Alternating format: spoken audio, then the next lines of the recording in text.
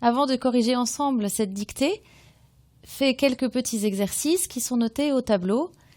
Tout d'abord, entoure tous les verbes conjugués et relie chacun à son sujet.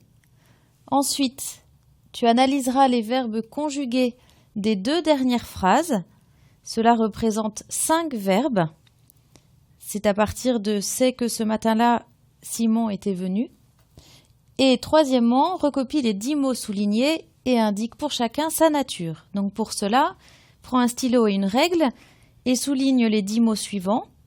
Tout d'abord, le mot « et » dans « la porte de l'école s'ouvrit et les gamins se précipitèrent ». Souligne le mot « et ». Ensuite, dans cette même phrase, souligne le mot « plus » dans « plus vite ». Pour sortir plus vite, souligne « plus ». Phrase suivante, « rapidement ». Souligne « rapidement ». Mais au lieu de se disperser rapidement et de rentrer dîner, comme il le faisait chaque jour, souligne le mot « comme ». Comme il le faisait chaque jour. Ils s'arrêtèrent à quelques pas, souligne le mot « quelques ». Quelques.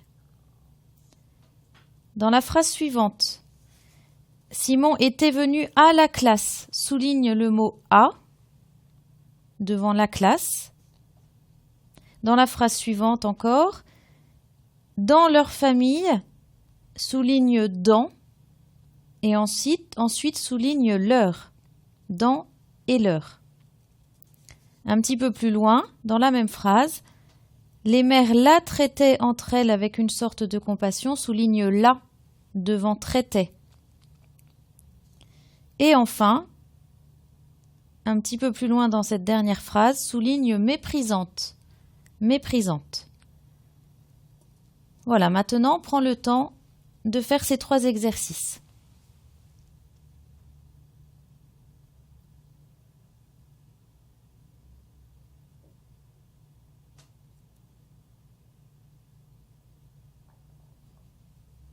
Passons maintenant à la correction de la première phrase. Midi finissait de sonner, c'est-à-dire l'heure de midi finissait de sonner. Donc ici, nous avons le verbe finir à l'imparfait qui a pour sujet midi, c'est-à-dire un nom masculin singulier. Donc finissait, F-I-N-I, 2 S, A-I-T. 2 S, comme dans tous les verbes du deuxième groupe à l'imparfait. A-I-T, car on accorde ce verbe avec son sujet midi. Midi finissait de sonner. Sonner, c'est un verbe du premier groupe. Il s'écrit avec 2 N. Et là, il s'agit de l'action de sonner. Il s'agit de l'infinitif, donc ER. Tu peux remplacer par prendre si cela t'aide. Et tu peux aussi appliquer la règle qui est qu'après une préposition, le verbe est à l'infinitif. Donc de étant une préposition, il est suivi d'un verbe à l'infinitif. Midi finissait de sonner. Deuxième phrase. La porte de l'école s'ouvrit et les gamins se précipitèrent en se bousculant pour sortir plus vite. Nous avons ici une phrase constituée de 2 propositions avec des verbes au passé simple pour des actions successives. Donc tout d'abord, le premier verbe, la porte de l'école s'ouvrit. Le sujet, c'est le nom porte. Et c'est donc cette porte qui s'ouvrit, verbe s'ouvrir, au passé simple, 3e personne du singulier, puisque le sujet est porte, 3e personne du singulier. Donc la porte s'ouvrit, c'est un verbe pronominal, donc S apostrophe, s'ouvrir, O-U-V-R-I-T, passé simple, S apostrophe O-U-V-R-I-T. Et les gamins se précipitèrent, et, conjonction de coordination, E-T, qui relie ces 2 propositions, et les gamins, donc au pluriel, G-A-M-I-N-S,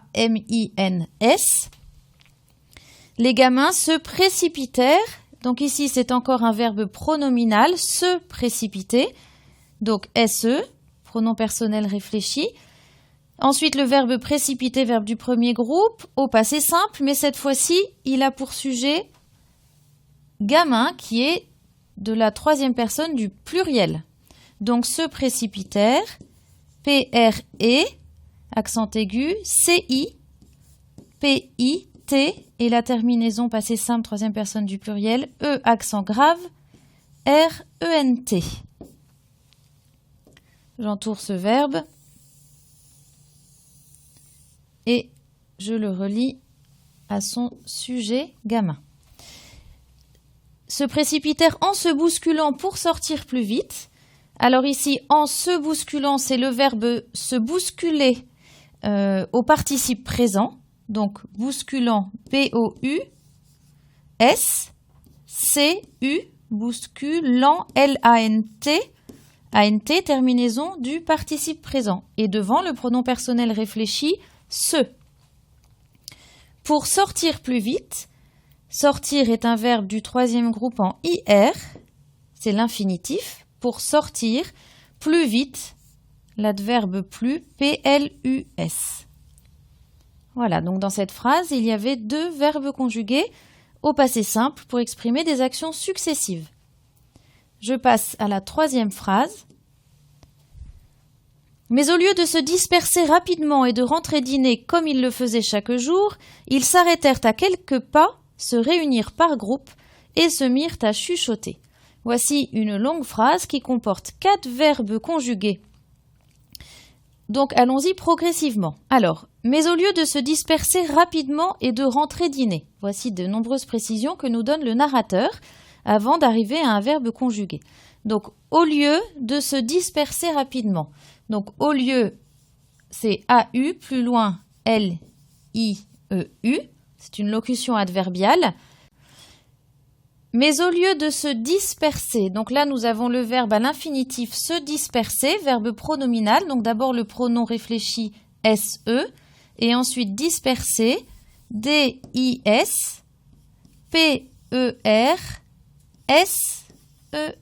Voilà, le verbe à l'infinitif, c'est l'action de se disperser. Mais au lieu de se disperser rapidement, rapidement, adverbe de manière, formé sur l'adjectif rapide, n'oublie pas le E après le D, rapidement, et de rentrer dîner, et de rentrer, encore un verbe à l'infinitif, R-E-N-T-E-R, l'infinitif après la préposition de, et de rentrer dîner, D-I, accent circonflexe, et là c'est l'action de dîner, c'est le verbe à l'infinitif, E-R.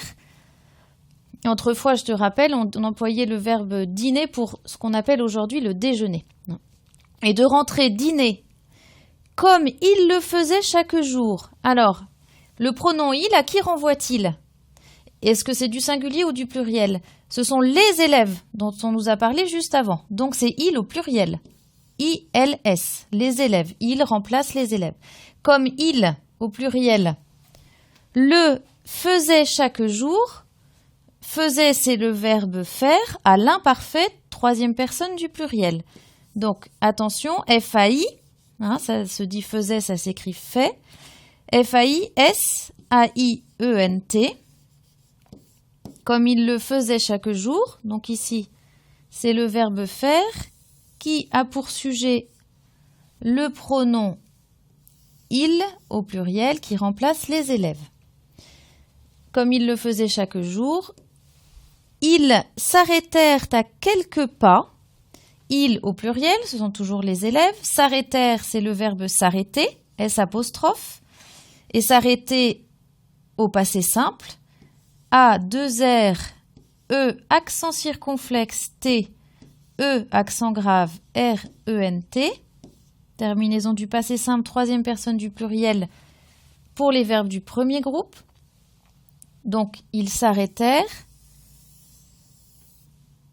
Et le sujet, c'est il. À quelques pas, A ici c'est la préposition, mot invariable, A avec accent, qui introduit le complément à quelques pas. Alors à quelques pas, il y a bien sûr plusieurs pas, donc c'est du pluriel. On n'oublie pas le S à la fin de quelques. À quelques pas, PAS. Se réunir par groupe, nouveau verbe au passé simple qui a toujours pour sujet le pronom pluriel il, mais le pronom n'est pas répété, il est sous-entendu. Donc il se réunir, c'est le verbe se réunir au passé simple, troisième personne du pluriel, donc SE, plus loin, réunir, RE, unir, UNIR et Ils se réunirent par groupe, plusieurs groupes, donc je mets un S à groupe. Se réunir, c'est donc un nouveau verbe au passé simple qui a toujours pour sujet il, mais il n'a pas été répété.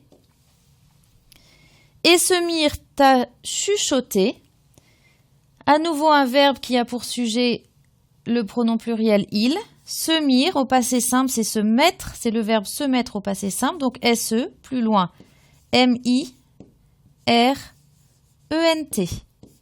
Se mettre au passé simple. À chuchoter, préposition à, avec accent. Chuchoter, ER, verbe à l'infinitif, après une préposition, et qui exprime une action. Donc j'entoure se mire, qui a pour sujet, à nouveau, le pronom pluriel il. Voilà pour cette phrase précise et qui comportait 4 verbes conjugués. Passons à la 4e phrase.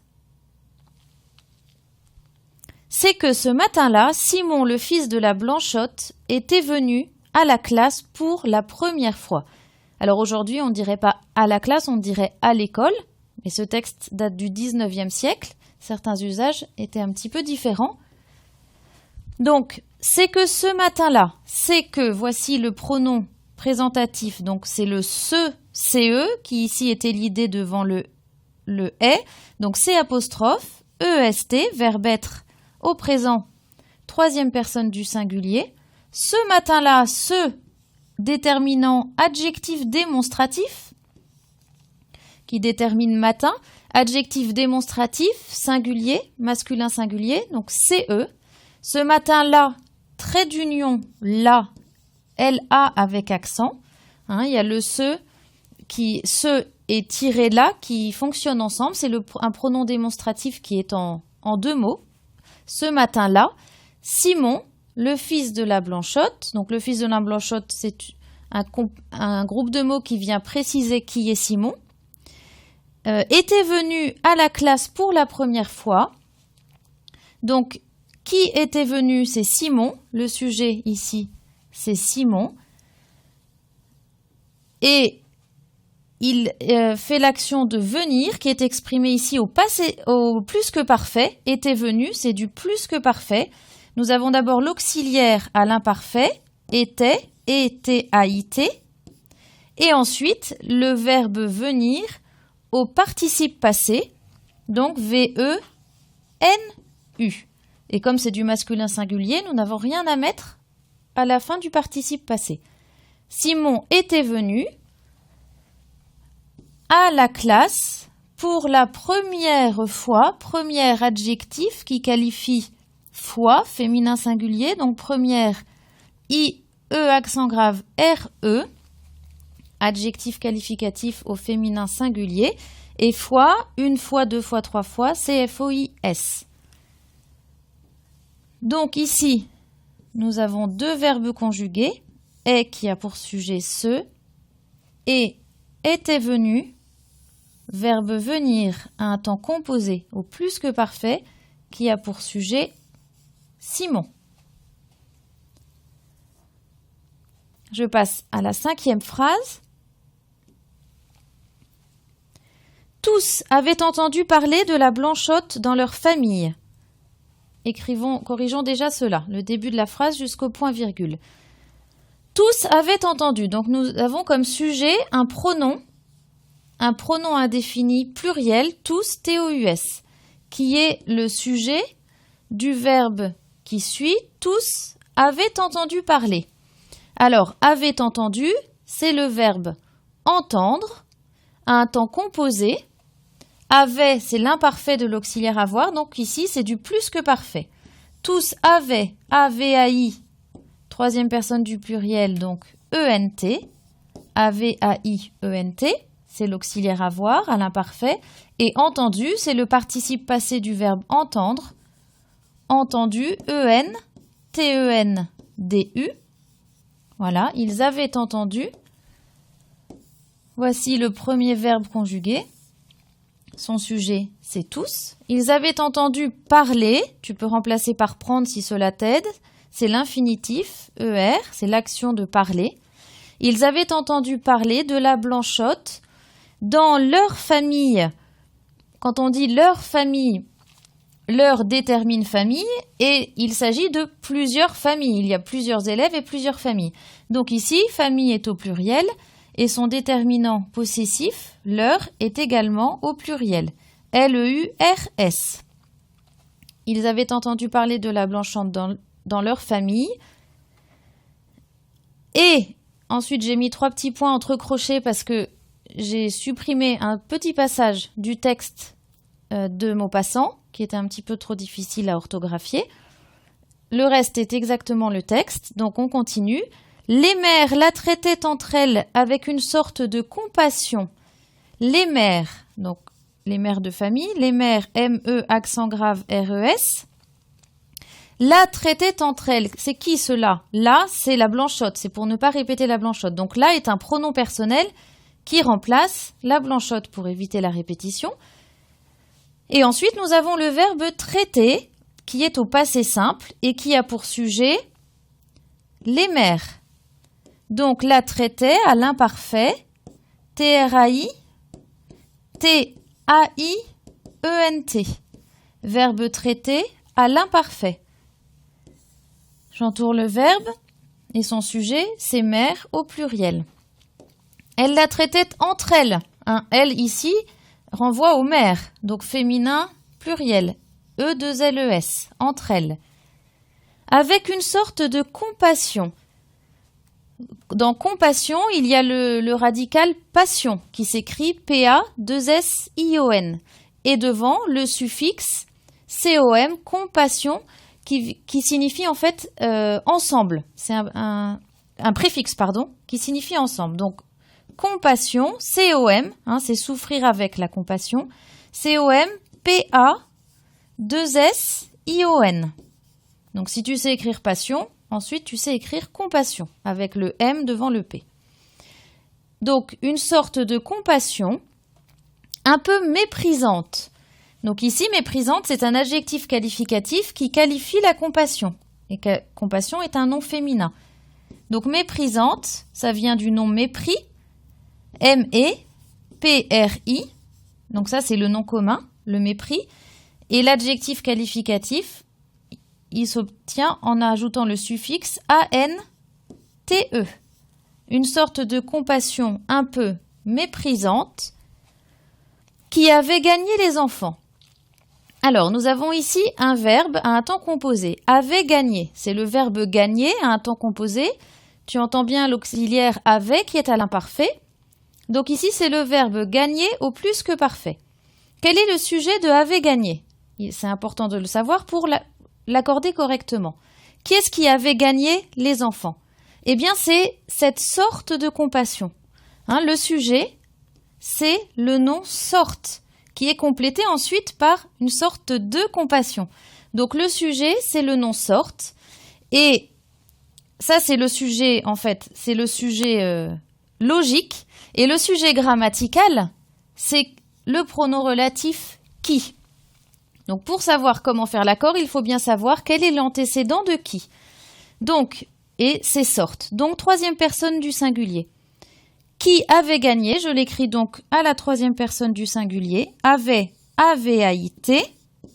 Gagné, G-A-G-N-E. Participe passé du verbe gagner, donc et. Avait gagné les enfants, enfants au pluriel, E-N-F-A-N-T-S.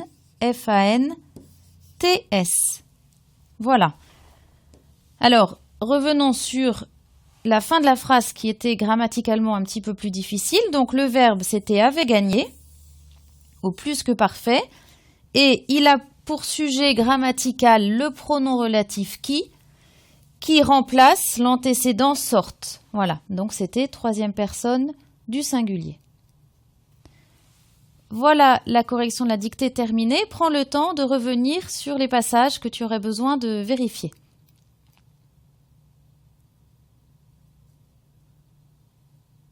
Voici maintenant le texte intégral de la dictée si tu en as besoin.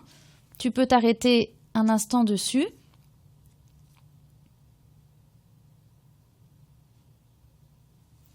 Maintenant, corrigeons l'analyse grammaticale en commençant par l'analyse des verbes des 2 dernières phrases. Donc voici au tableau la correction des 2 premiers verbes. Vérifie et compare avec ce que tu as fait et corrige-toi.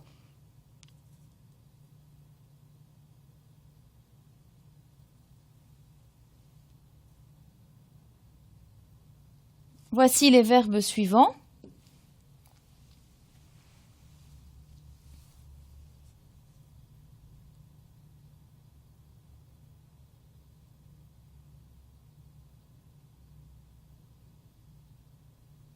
Passons maintenant à la correction de la nature des mots.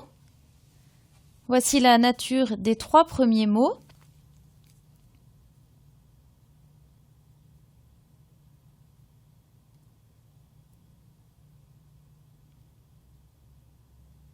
Maintenant, les mots suivants.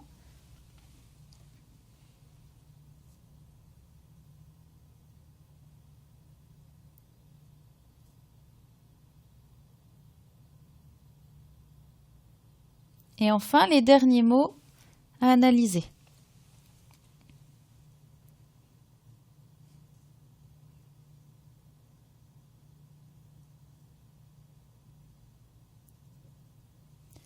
Maintenant, prends le temps de revenir sur ta dictée et d'analyser tes erreurs afin de les comprendre et de ne plus les refaire.